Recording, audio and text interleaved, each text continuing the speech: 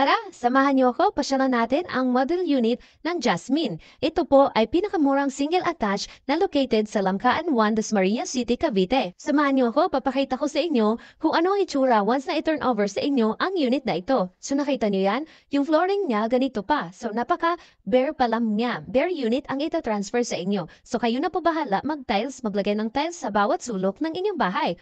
At dito naman sa labas, extension yan. So hanggang dyan, pwede nyo i-extend ang inyong bahay at lagyan nyo na lang ng inyong bubong. Malaki nga din naman talaga itong bahay na to at napakamura lang sa halagang ngayon na nakapromo pa ang down payment. Siyempre, silipin din natin yung kanilang toilet. Ayan, kung ano ang nakita nyo dito sa ibang mga bahay na binibenta, yung toilet nila ay hindi pa naka-tiles. Dito po, naka-tiles na. Ayan, as you can see, nakita ninyo. So, ganyan po siya tina-transfer sa bawat buyer. Alam niyo ba, nung nakita ka itong unit ng Jasmine, dito ko nakita na ang ganda niya i-offer sa mga kapwa nating Pinoy, sa mga lahat ng gustong bumili ng house and lahat magkakaroon ng sarili. Kasi nga, napakamura lang niya sa ngayon. Ganito pala ang itsura ng Kesame.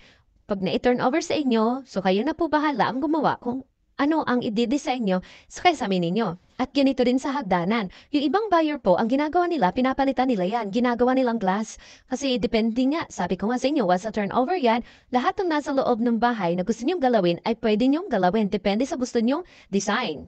Akyat naman tayo dito sa second floor, kung saan ninyo ilalagay ang inyong mga kwarto. Dito po, kung makita niyo yung model unit na pinakita ko kanina, ayun po pwede niyo magdagdag, maglagay na isa pang toilet. Kasi napa-open lang siya, and then kayo na bahala kung ilan provision na ilalagay ninyo sa inyong kwarto. So dito, itong binubuksan kong bintana, dito usually nag-e-extend papunta dun sa front.